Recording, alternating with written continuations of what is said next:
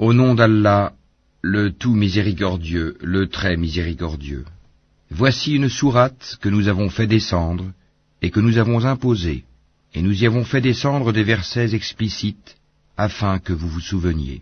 La fornicatrice et le fornicateur, fouettez-les chacun de 100 coups de fouet, et ne soyez point pris de pitié pour eux dans l'exécution de la loi d'Allah, si vous croyez en Allah et au jour dernier, et qu'un groupe de croyants assiste à leur punition. Le fornicateur n'épousera qu'une fornicatrice ou une associatrice, et la fornicatrice ne sera épousée que par un fornicateur ou un associateur, et cela a été interdit aux croyants. Et ceux qui lancent des accusations contre des femmes chastes, sans produire par la suite 4 témoins, fouettez-les de 80 coups de fouet, et n'acceptez plus jamais leur témoignage. Et ceux-là sont les pervers, à l'exception de ceux qui, après cela, se repentent et se réforment, car Allah est pardonneur et miséricordieux. Et quant à ceux qui lancent des accusations contre leurs propres épouses, sans avoir d'autres témoins qu'eux-mêmes, le témoignage de l'un d'eux doit être une quadruple attestation par Allah qu'il est du nombre des véridiques. Et la 5e attestation est que la malédiction d'Allah tombe sur lui s'il est du nombre des menteurs.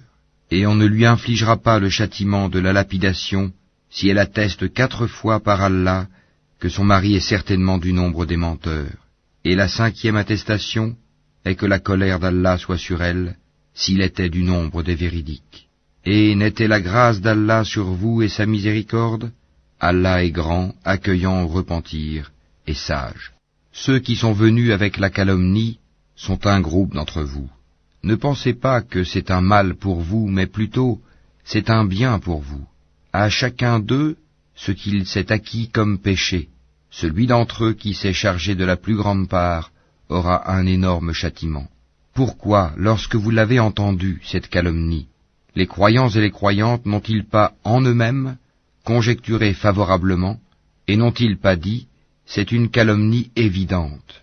Pourquoi n'ont-ils pas produit, à l'appui de leurs accusations, 4 témoins? S'ils ne produisent pas de témoins, alors ce sont eux, auprès d'Allah, les menteurs. N'eût été la grâce d'Allah sur vous, et sa miséricorde ici-bas comme dans l'au-delà, un énorme châtiment vous aurait touché pour cette calomnie dans laquelle vous vous êtes lancés. Quand vous colportiez la nouvelle avec vos langues, et disiez de vos bouches ceux dont vous n'aviez aucun savoir, et vous le comptiez comme insignifiant alors qu'auprès d'Allah cela est énorme.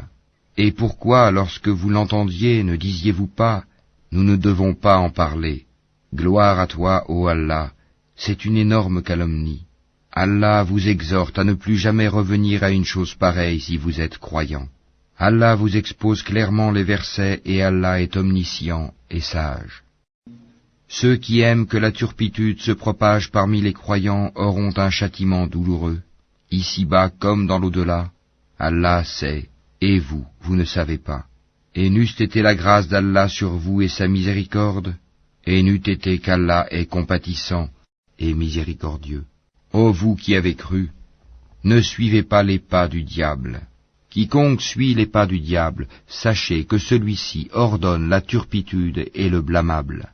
Et n'eût été la grâce d'Allah envers vous et sa miséricorde, nul d'entre vous n'aurait jamais été pur. Mais Allah purifie qui il veut, et Allah est audient et omniscient. Et que les détenteurs de richesses et d'aisance parmi vous ne jurent pas de ne plus faire des dons aux proches, aux pauvres, et à ceux qui émigrent dans le sentier d'Allah, qu'il pardonne et absolve. N'aimez-vous pas qu'Allah vous pardonne? Et Allah est pardonneur et miséricordieux. Ceux qui lancent des accusations contre les femmes vertueuses, chastes, qui ne pensent même pas à commettre la turpitude, et croyantes, sont maudits ici-bas comme dans l'au-delà. Ils auront un énorme châtiment. Le jour où leur langue, leurs mains et leurs pieds témoigneront contre eux de ce qu'ils faisaient. Ce jour-là, Allah leur donnera leur peine et vraie rétribution, et ils sauront que c'est Allah qui est le vrai de toute évidence. Les mauvaises femmes aux mauvais hommes, et les mauvais hommes aux mauvaises femmes. De même, les bonnes femmes aux bons hommes, et les bons hommes aux bonnes femmes. Ceux-là sont innocents de ce que les autres disent, ils ont un pardon et une récompense généreuse. Ô vous qui croyez, N'entrez pas dans des maisons autres que les vôtres avant de demander la permission d'une façon délicate et de saluer leurs habitants. Cela est meilleur pour vous, peut-être vous souvenez-vous. Si vous n'y trouvez personne, alors n'y entrez pas avant que permission vous soit donnée. Et si on vous dit retournez, eh bien retournez. Cela est plus pur pour vous, et Allah de ce que vous faites est omniscient. Nul grief contre vous à entrer dans des maisons inhabitées où se trouve un bien pour vous. Allah sait ce que vous divulguez et ce que vous cachez. Dis aux croyants de baisser leur regard et de garder leur chasteté, c'est plus pur pour eux. Allah est certes parfaitement connaisseur de ce qu'ils font. Et dis aux croyantes de baisser leur regard, de garder leur chasteté, et de ne montrer de leurs atours que ce qui en paraît, et qu'elles rabattent leur voile sur leur poitrine, et qu'elles ne montrent leurs atours qu'à leur mari, ou à leur père, ou au père de leur mari, ou à leur fils, ou au fils de leur mari, ou à leur frère, ou au fils de leur frère, ou au fils de leur sœur, ou aux femmes musulmanes, ou aux esclaves qu'elles possèdent, ou aux domestiques mâles et impuissants, ou aux garçons impubères qui ignorent tout des parties cachées des femmes, et qu'elles ne frappent pas avec leurs pieds de façon que l'on sache ce qu'elles cachent de leur parure. Et repentez-vous tous devant Allah, ô croyants, afin que vous récoltiez le succès. Mariez les célibataires d'entre vous et les gens de bien parmi vos esclaves, hommes et femmes. S'ils sont besogneux, Allah les rendra riches par sa grâce, car la grâce d'Allah est immense, et il est omniscient. Et que ceux qui n'ont pas de quoi se marier cherchent à rester chastes jusqu'à ce qu'Allah les enrichisse par sa grâce. Ceux de vos esclaves qui cherchent un contrat d'affranchissement, concluez ce contrat avec eux si vous reconnaissez du bien en eux, et donnez-leur des biens d'Allah qu'il vous a accordés. Et dans vos recherches des profits passagers de la vie présente, ne contraignez pas vos femmes esclaves à la prostitution, si elles veulent rester chastes. Si on les y contraint, Allah leur accorde, après qu'elles aient été contraintes, son pardon et sa miséricorde. Nous avons effectivement fait descendre vers vous des versets clairs, donnant une parabole de ceux qui ont vécu avant vous, et une exhortation pour les pieux. Allah est la lumière des cieux et de la terre. Sa lumière est semblable à une niche où se trouve une lampe. La lampe est dans un récipient de cristal, et celui-ci ressemble à un astre de grand éclat. Son combustible vient d'un arbre béni, un olivier ni oriental ni occidental, dont l'huile semble éclairer sans même que le feu la touche. Lumière sur lumière, Allah guide vers sa lumière qui il veut. Allah propose aux hommes des paraboles, et Allah est omniscient.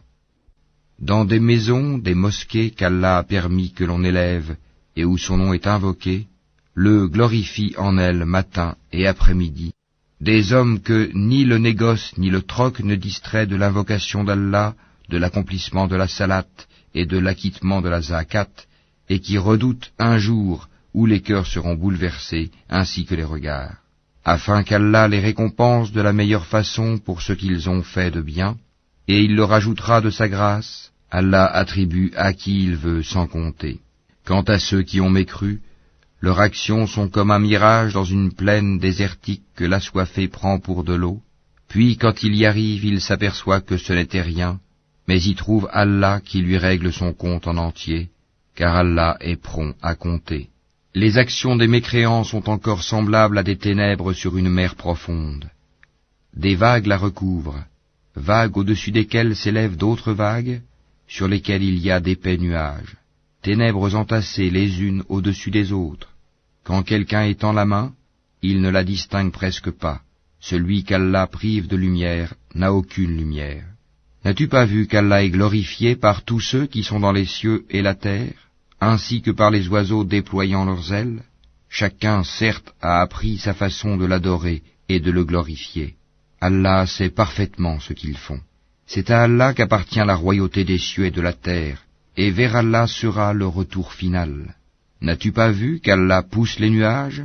Ensuite, il les réunit et il en fait un amas, et tu vois la pluie sortir de son sein, et il fait descendre du ciel de la grêle provenant des nuages comparable à des montagnes.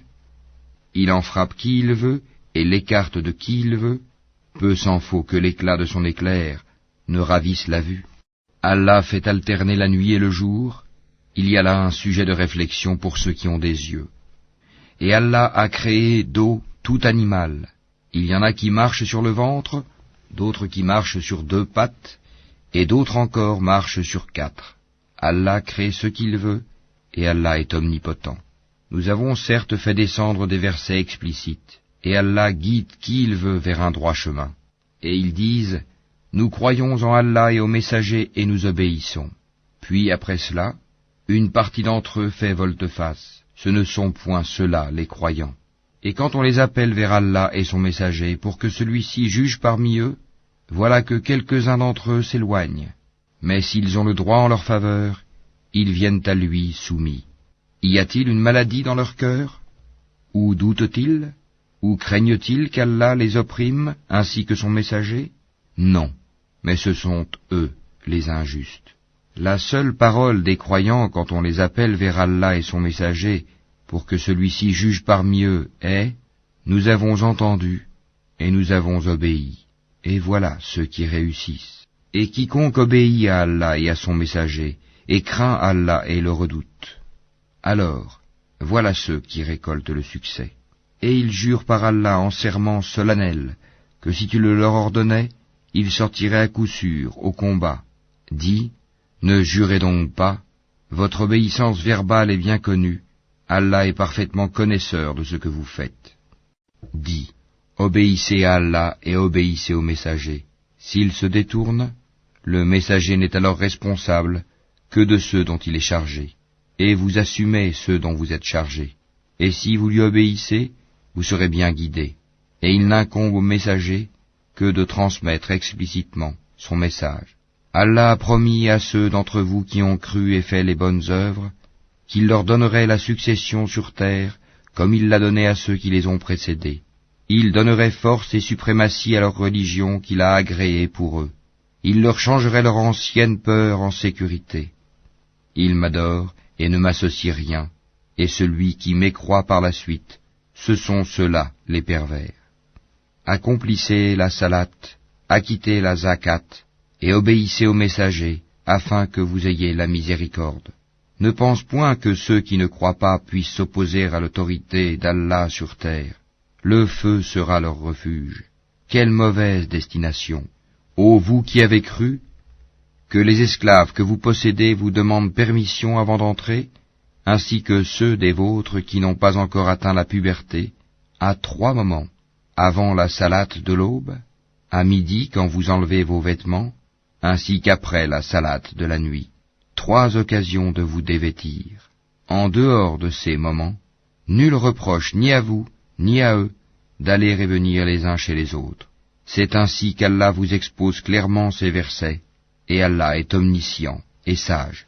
Et quand les enfants parmi vous atteignent la puberté, qu'ils demandent permission avant d'entrer, comme font leurs aînés, c'est ainsi qu'Allah vous expose clairement ces versets, et Allah est omniscient et sage.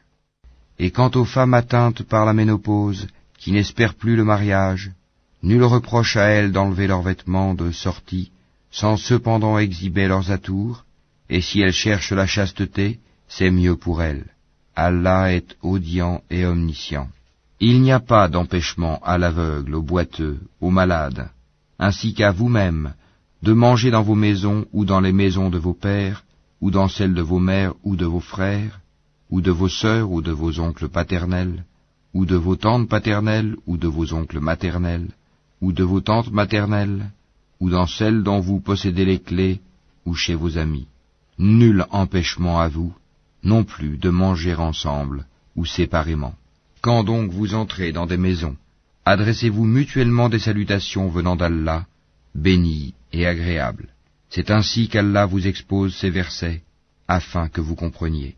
Les vrais croyants sont ceux qui croient en Allah et en son messager, et qui, lorsqu'ils sont en sa compagnie pour une affaire d'intérêt général, ne s'en vont pas avant de lui avoir demandé la permission. Ceux qui te demandent cette permission sont ceux qui croient en Allah et en son messager.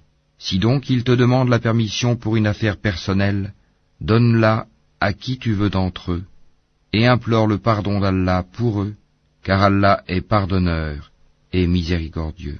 Ne considérez pas l'appel du messager comme un appel que vous vous adresseriez les uns aux autres. Allah connaît certes ceux des vôtres qui s'en vont secrètement en s'entrecachant. Que ceux, donc, qui s'opposent à son commandement, prennent garde qu'une épreuve ne les atteigne, ou que ne les atteigne un châtiment douloureux. C'est à Allah vraiment qu'appartient tout ce qui est dans les cieux et sur la terre. Il sait parfaitement l'état dans lequel vous êtes, et le jour où les hommes seront ramenés vers lui, il les informera alors de ce qu'ils œuvraient. Allah est omniscient.